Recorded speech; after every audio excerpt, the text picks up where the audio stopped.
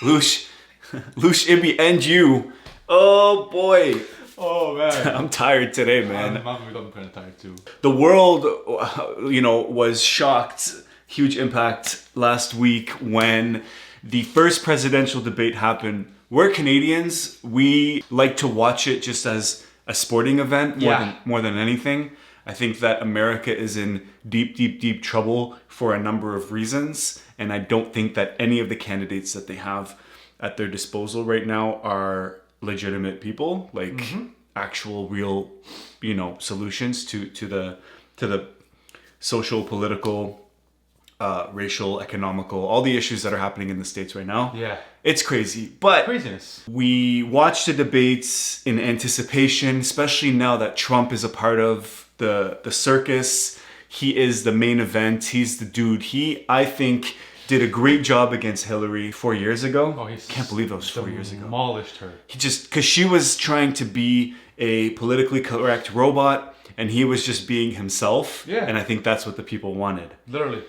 So now we have Biden, a new, perhaps a different software has been uploaded into this human being. He is saying all the things that has been uploaded into his brain. He is computing accordingly, keeping his eyes open. He's been known to take naps during interviews. That's hilarious. Now, Shout out Biden. what do we have to do with this? Why are we here?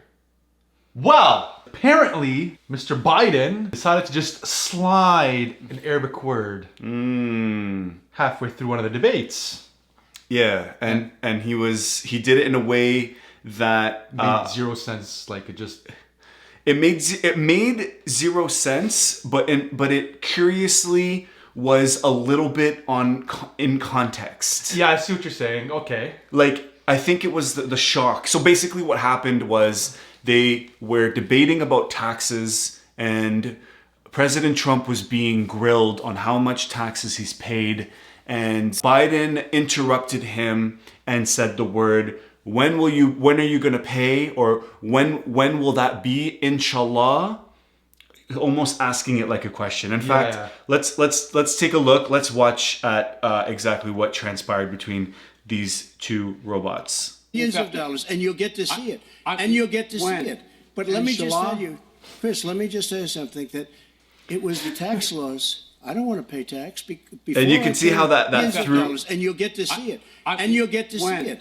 But let me just tell you, Chris, let me just say something. That you have to process what he just said, And that's Chris, let me tell you. And that's a very hard thing to do, is you threw Trump off. Yeah. He's used to being in control of the situation. He's used to being in control of the narrative and in the energy, and he can own the room. Yeah. And for a split second, Biden kind of slipped in this weird virus kind of corrupted file into Trump's brain, and then you could see the sparks kind of flying when he was talking. But he gained control and continued, which was very impressive, actually.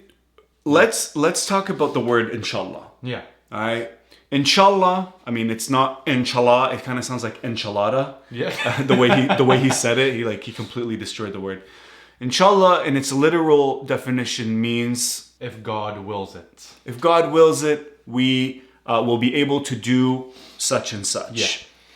Yeah. Its popularity came from, I guess, the commonality of the word. The reason why it's so widely used.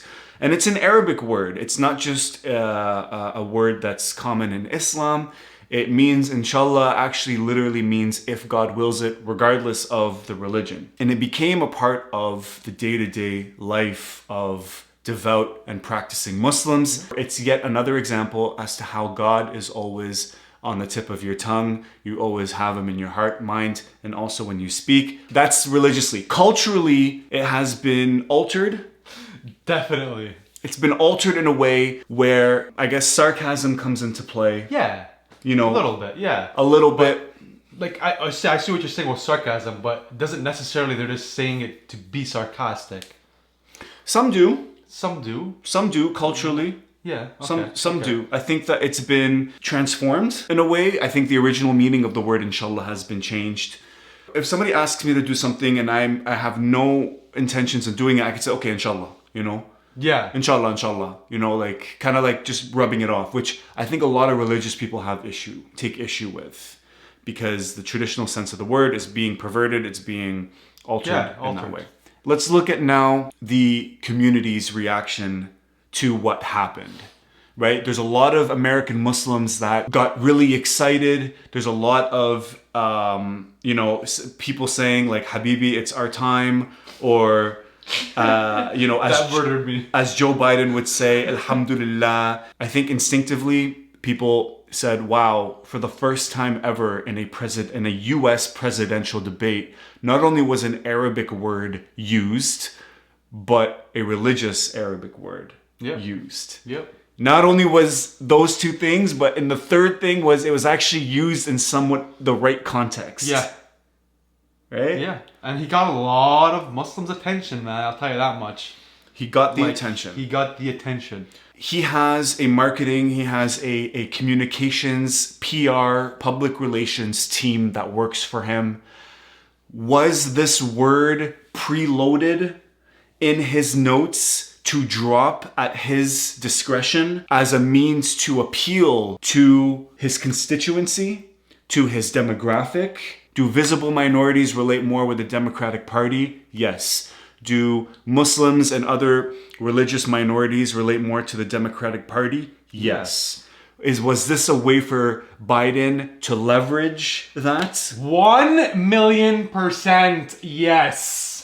And so how do we feel about that? To me, when I hear that, I don't get inherently excited. I'm not picking up what he's putting down. I was borderline insulted that he had the audacity to throw in a word that he thought and knew would get attention and would provoke Trump, and also use the perverted version of it, not the literal version of it. So basically what you're saying is he's using it not for the purpose of saying it and actually meaning it, but he's using it to draw certain people in and get their support. Yeah.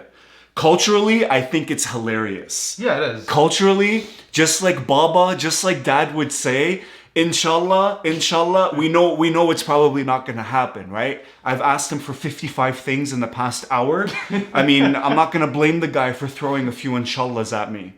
Culturally, I think it's hilarious, but let's not be so naive to run towards a man who is just saying a simple word, and my entire devotion and dedication and loyalty is not now towards him because he chose to use this word. Yeah, it's a little bit man. It's a little bit patronizing, it's a little bit condescending, and it's insulting for him to think that we are that simple. But the thing is, he did succeed with it. That's where this is taking a turn. What you're saying, I agree with it 100%.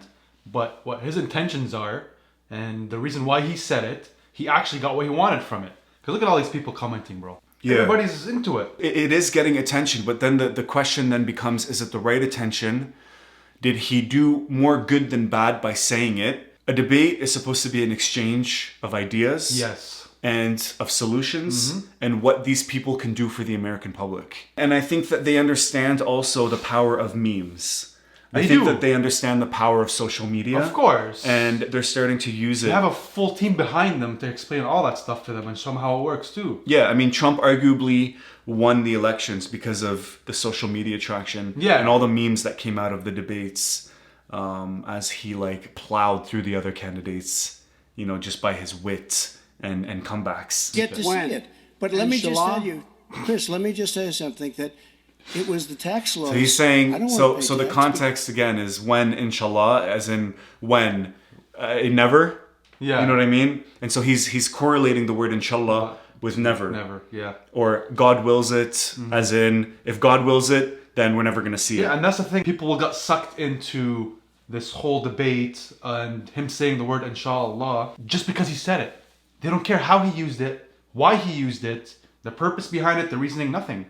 Oh my God, he said inshallah. So what, man? Yeah, and then you literally fell into his trap. Yeah. You're not even thinking about the fact that he's saying it wrong, his purpose and his reasoning for it is completely wrong. It's like, come on, like wake up, man. So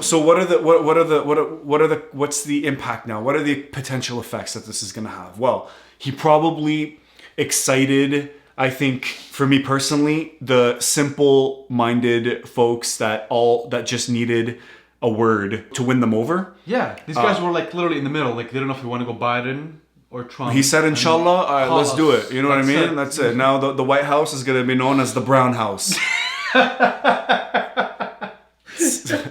So I mean, honestly, these people probably think that Palestine's going to be free after he said Inshallah. Like, it's all of the correlations. Like, he just left it up to people to make their own conclusions.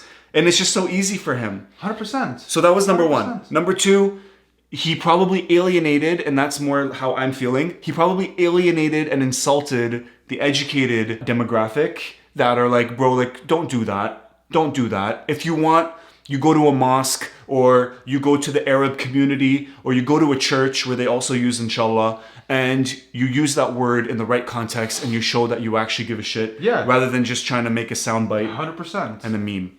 And then third, which I don't think enough people are talking about, he further reinforced the right-wing Republican view of Democrats as being, I guess you can say, Muslim apologists or loyalists. Imagine Obama said this word, right? He's too close to Islam. Obama has Kenyan roots. I think his father was Muslim. I think his middle name is Hussein, right? Hussein, Barack Hussein Obama. I think so. If Barack Hussein Obama said Inshallah during a debate, it's game over. It's Al-Qaeda, Sharia law, ISIS has now taken over. It's game over.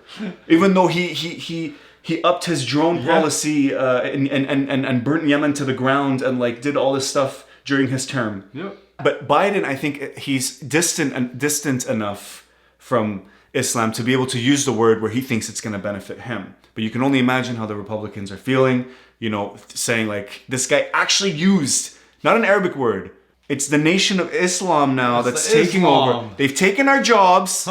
They've taken our women. They're marrying up to 4 of them at a time. And I just don't know, man. I don't have enough bullets in my gun. God damn it. Anyways, let me know what you guys think. These are our thoughts, just a quick something. And I mean, we'll see what happens. Hey man, before you guys go, new merch coming very soon. Hey, with the plug. My man. You like that, Stay tuned, I love that. Yeah, new merch coming soon just for you guys, inshallah. See, that's how you use the term, inshallah. There's another term too. Zihou.